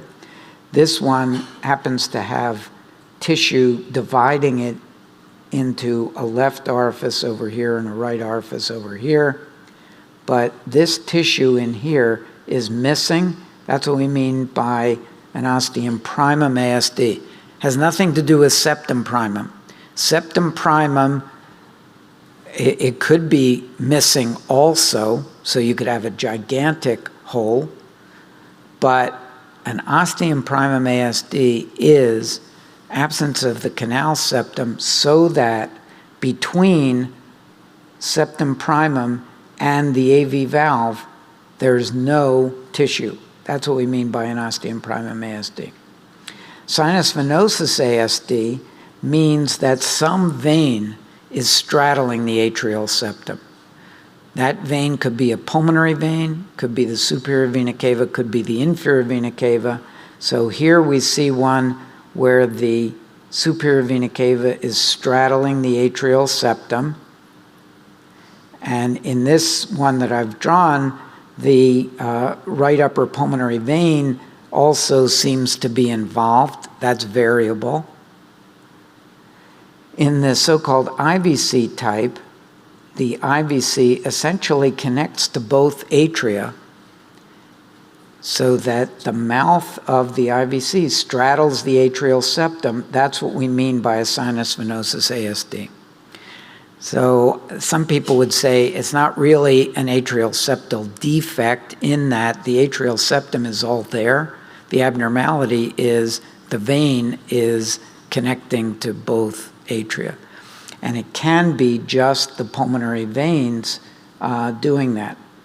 So here is a so-called SVC type.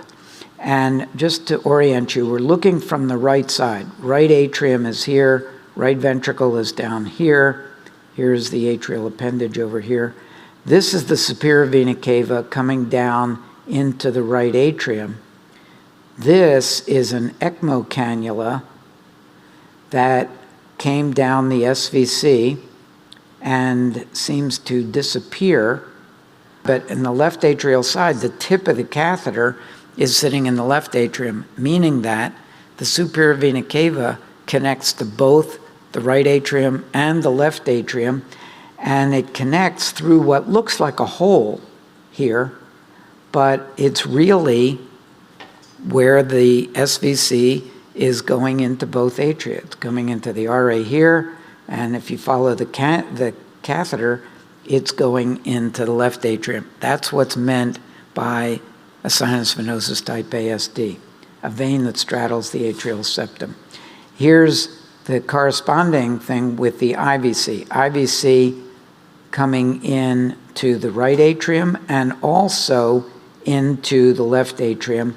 And what all of these sinus venosus ASDs have in common is that they don't have a rim where that vein is because the vein is the defect. In other words, the fact that the vein is going into both atria, whether it's SVC, IVC, or just pulmonary vein, which we see in this case.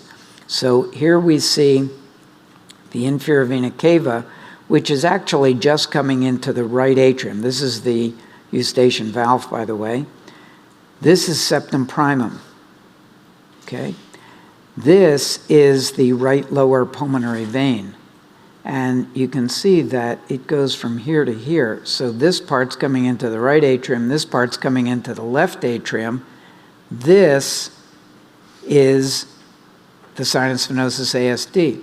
Is it because part of the atrial septum is missing? No, because here's septum primum. All of this is septum primum. It's all there. Here's septum secundum. It's all, here's canal septum. It's all there. And septum secundum was all there too. It's the mouth of the vein that is the sinus venosus ASD. Coronary sinus ostium ASD, also not really missing atrial septum, but if you think about an LSVC to coronary sinus, and here you have the coronary sinus ostium, if the coronary sinus is unroofed, but you still have the coronary sinus ostium, you effectively have an atrial septal defect, but it's really just the mouth of the coronary sinus. And here is an example of that. Here we see the coronary sinus from the right atrium, coronary sinus ostium from the right atrium, and now if we're looking from the back of the left atrium, there's an LSVC that is partially unroofed here, and this is septum primum down here. So this partially unroofed coronary sinus allows blood to go from the left atrium, which is here, through the defect in the coronary, in the wall between the coronary sinus and the left atrium, and come out on the other side of the atrial septum, namely in the right atrium, that makes the coronary sinus ostium effectively an atrial septal defect. So I just want to acknowledge that the MRIs, the ones that were the pretty grayscale MRIs, are from my colleagues here at CHOP. So thank you for your attention, and I'm happy to take any questions. How about a reverse-oriented PDA? Going back to like the arches. So the question was the orientation of a PDA where there's reverse flow. Okay, so a good example of that would be in tetralogy.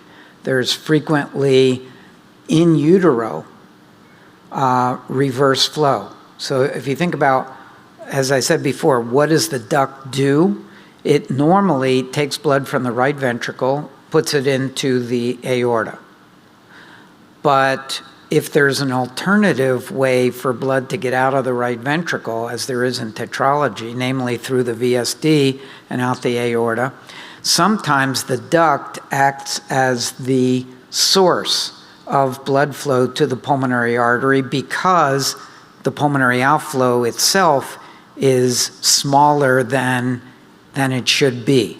And the lungs, even though they don't have the gas exchange function in utero, of course they have an endocrinologic function and so on. So blood does need to get to the pulmonary arteries, and one way could be through the duct, same duct that everybody has. Well, with arch anomalies in general, there is some relative migration that occurs. So remember I said that the subclavian arteries start down low in the descending aorta, migrate up to the arch, and in fact in normal people, the left subclavian artery winds up right next to the left carotid artery, right? But it didn't start that way, it started much lower. And in people who have a hypoplastic aortic arch, they frequently don't make it all the way up to be next to the carotid artery. So you frequently see in arch hypoplasia that there's a big gap between the carotid and the subclavian. That's because that relative migration didn't go as far as it usually does. Well, with the duct blood flowing in the opposite direction in utero, what I suspect happens is that for hemodynamic reasons, the blood coming out the ascending aorta wants to keep going into the pulmonary artery, and so the duct migrates proximally to sort of make that happen more hemodynamically easy. And so it's very common when you have a reverse flowing duct in utero for the duct to come off the aorta more proximally than it normally does. Does that answer your question? Yeah. So the question was, what is the embryologic origin of the cervical aortic arch? So there are two answers to that. There are probably two different kinds of cervical aortic arch. So one is the normal arch that hasn't descended into the chest as far as it normally does.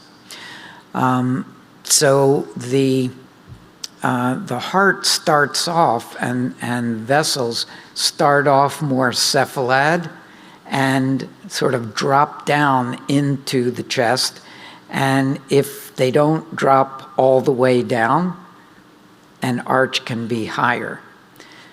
The more interesting one, I think, is if instead of your fourth arch becoming your definitive arch, you remember in that original arch cartoon, the animation, I showed the third arch, and then the fourth arch, so third arch is higher than the fourth arch.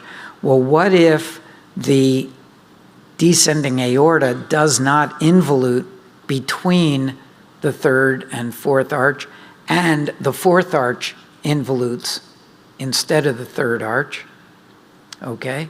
Or the fourth arch involutes, not instead of, but the third arch persists, the fourth arch involutes, now the arch is higher. And how would you recognize that? Well, remember what the third arch normally does? It connects the internal and external carotid. So if you have a cervical arch that has separate origins from the arch of the internal and external carotid, that suggests that that cervical arch is from persistence of the third arch rather than the fourth arch. Okay? So let's look at the practice questions. Okay, so the first question is, 5-year-old girl goes to the cath lab for closure of an atrial septal defect. Which anatomical location is amenable to catheter device closure? So 4 possibilities. A large defect anterior to a normal septum primum and immediately proximal to the AV valve, that's choice A. Choice B, a moderate-sized defect within septum primum subdivided by a strand of tissue. C, a defect located immediately above the inferior vena cava such that the IVC enters both atria. And D, a solitary defect within septum secundum. So if you would all click your response, A, B, C, or D.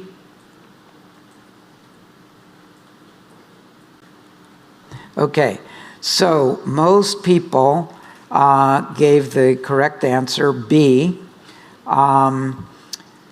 D, I'm wondering what people were thinking with D. So the reason it's not A is because that's describing an ostium primum ASD, right? Septum primum is there, but the anterior to septum primum and right above the AV valve is the canal septum. That's what's missing. You can't device close ostium primum ASDs because there's no place to anchor the device anteriorly. And C is describing an IVC type sinus venosus ASD. Again, no place to anchor the device when you have a vein coming into both atria. But D, a solitary defect within septum secundum. So I'm not sure what people were thinking with that, but basically there are no defects in septum secundum. Septum secundum, this infolding of the roof of the atria, it can be shallow, but it's not missing. It's not, it doesn't have holes within it because it is just an infolding of muscle. There's no way for there to be a hole within it. So B is the right answer.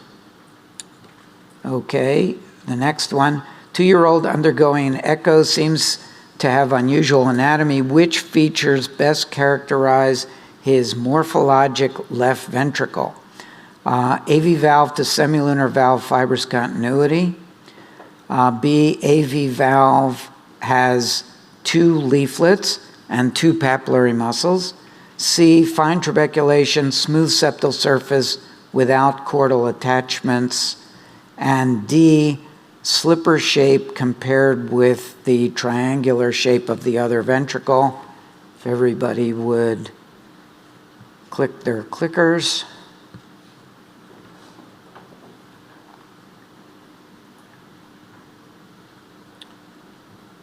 Okay, and C is the right answer. Almost everybody got that. And those other things are generally true. In a normal left ventricle, you do have AV valve to semilunar valve fibrous continuity, but this is an abnormal heart, it's said, and in an abnormal heart, you don't necessarily have that. Again, a normal mitral valve has 2 leaflets and 2 papillary muscles, but there are left ventricles that have mitral valves that have 3 leaflets, for example.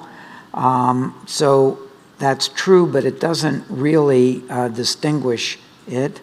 And the fourth one, the slipper shape, again, is dependent on the normal outflow tract. What gives the right ventricle the triangular shape is having an outflow tract of muscle, and there are left ventricles that have that.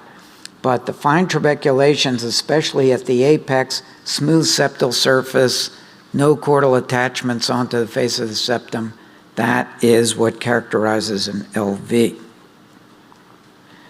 4-month-old with noisy breathing since birth, you perform an MRI of the chest, find a right aortic arch with the following arch vessel sequence: left innominate artery, right carotid, right subclavian. There are patent vessels anterior to the right and posterior to the trachea, but not to the left. The entire descending aorta is to the left of the spine. Which of the following is the most likely diagnosis? A, right arch with mirror image branching, but not a vascular ring, as there's no patent vessel to the left of the trachea completing the ring. This is unlikely to be the cause of noisy breathing. B, this may or may not be a vascular ring, but should have angiography to see if perhaps there's a very small patent vessel to the left of the trachea. C, this may be a vascular ring, but should have a barium swallow to look for esophageal compression. And D, this is either a circumflex right aortic arch or a double arch with atretic left arch and is a vascular ring. Okay, mark your answers.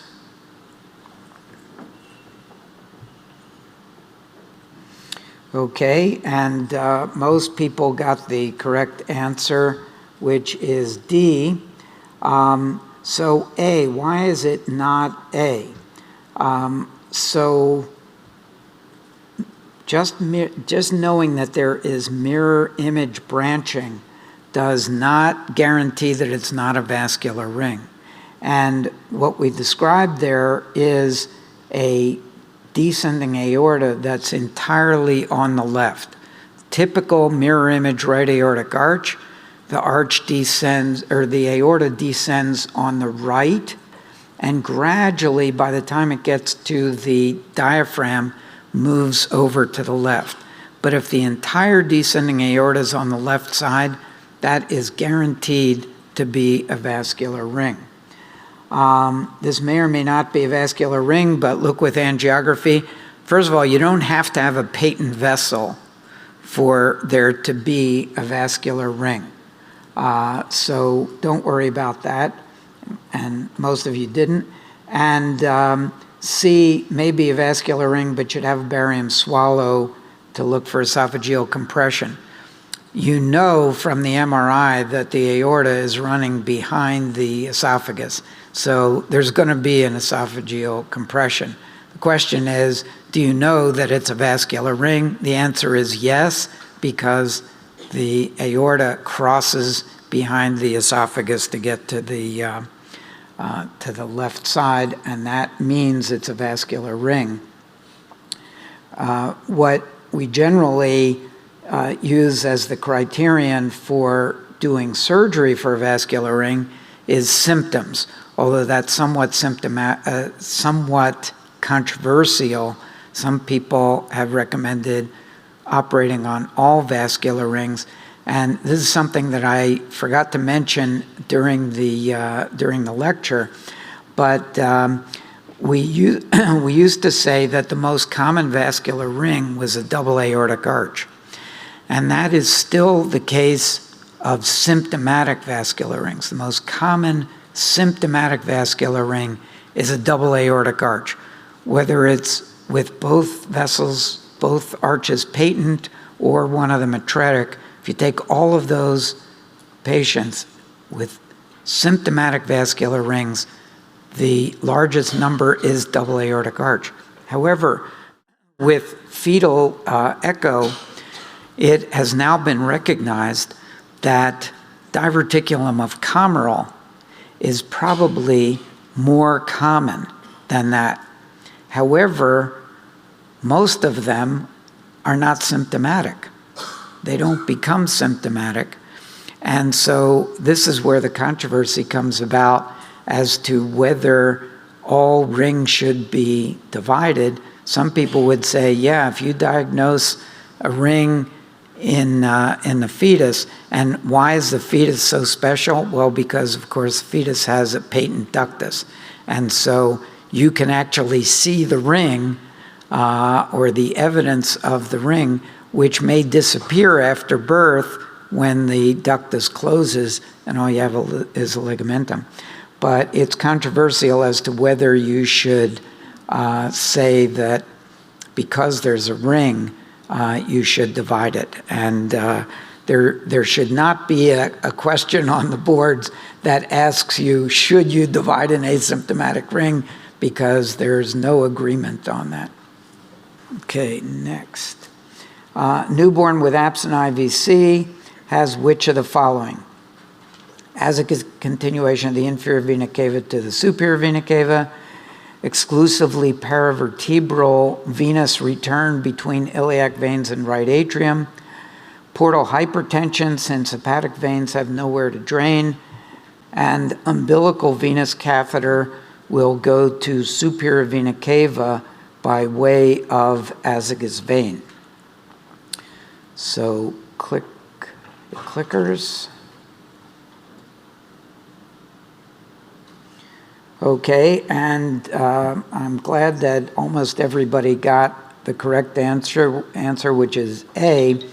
But for the 7% who said umbilical venous catheter will go to superior vena cava by way of azygous, think about where the interruption is. Okay, it's between the renal veins and the hepatic veins.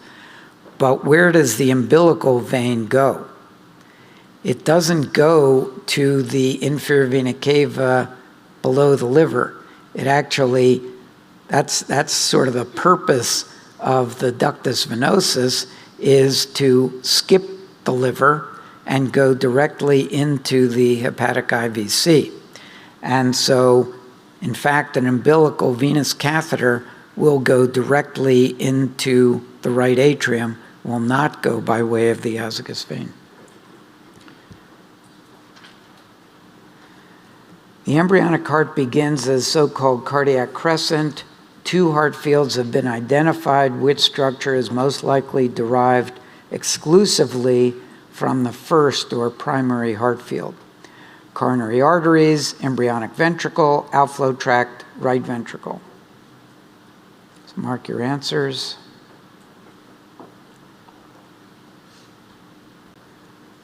Okay, and good.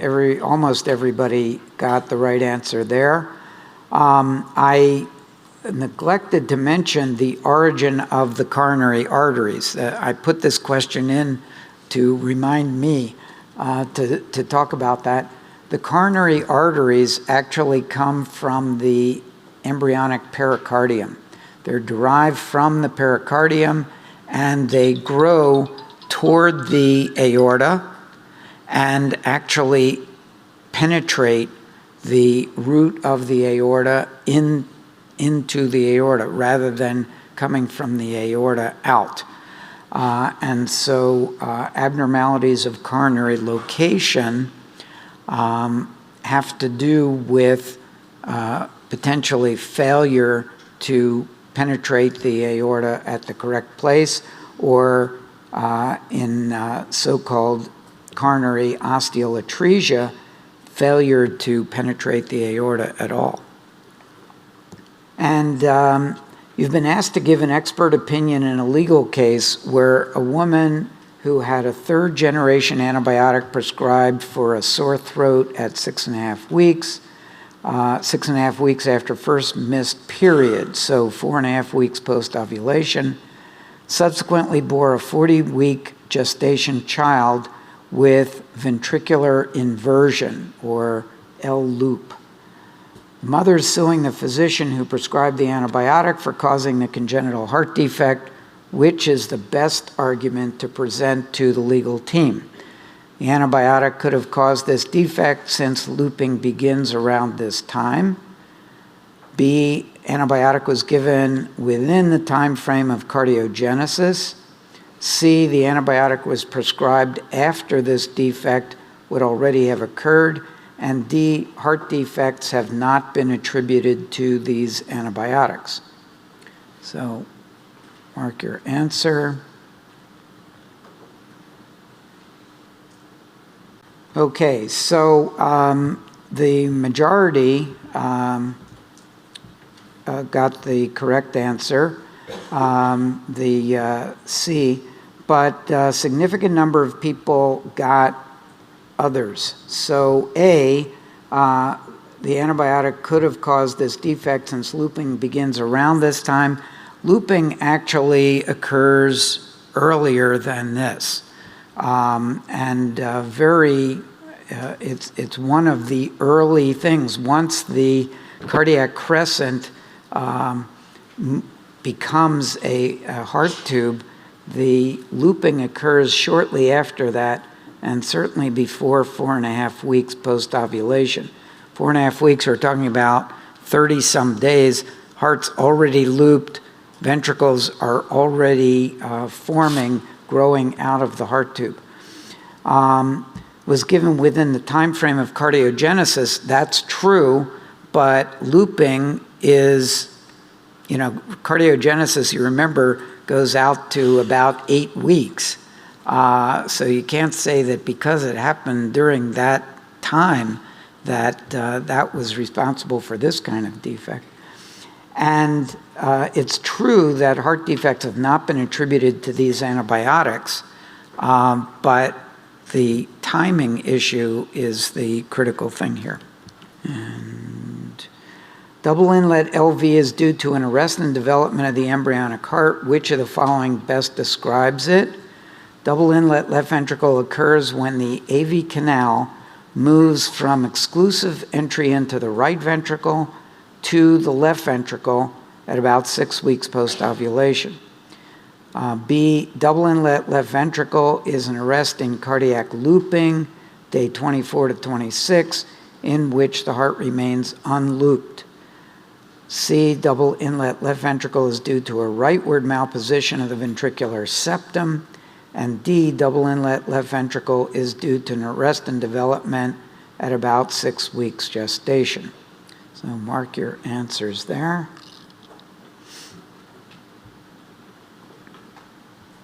Okay, so here we have quite a variety of answers. The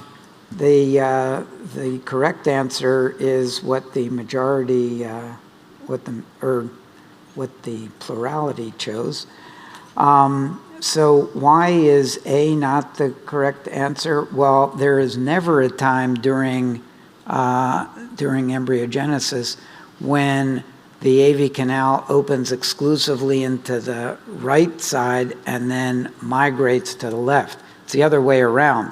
The AV canal starts off emptying into the precursor of the LV, and as the RV develops later, the AV canal migrates toward the right.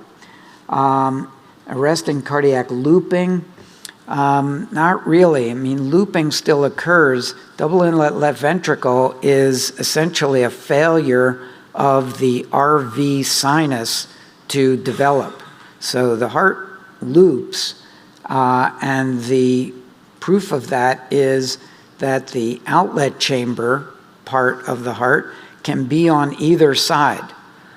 Can be on the right side, would be a D loop, could be on the left side, would be an L loop, but looping, we think, does occur, is due to rightward malposition of the ventricular septum. That's kind of a backwards way to to think about what's going on. What's really going on in double inlet left ventricle is there's essentially no right ventricular sinus. All there is the left ventricle and the infundibulum, and the right ventricle is kind of missing, and that should develop around 6 weeks gestation. Newborn patient with 22q microdeletions found to have absent pulses in all extremities. Which embryonic arches must have involuted to result in the most likely arch anomaly? So, involution of left dorsal aorta, involution of left fourth and left sixth, involution of left fourth and right sixth, involution of left and right fourth arches. Mark your answers. Okay, and once again, the majority got this one correct. Left dorsal aorta involuting would, that's what normally happens. So the absence of pulses in the extremities is not explained by that. And I gave you in the question that it results in the most likely arch anomaly. So there's already a hint that it's an anomaly. Left dorsal aorta would have given you a right arch, but still have pulses going to all extremities. Left fourth and left sixth would give you a mirror image right aortic arch. Okay, so again, nothing should be wrong with the pulses. Left fourth and right sixth. So if the left fourth involutes, that means there would be a right arch. If the right sixth involutes, that just means that you don't have a duct on that side, and you could have a duct on the left side. So again, shouldn't affect whether you have pulses in the extremities. But if both fourth arches involute, both fourth arches, the fourth arch is the arch. If you don't have either one, that means you've got an interrupted aortic arch. And the fact that it's both fourth arches that involute means that the subclavian arteries come off distal to where the ducts are. So you have subclavian arteries both coming from the descending aorta. If you have no extremity pulses, that would go along with that. I think that's it.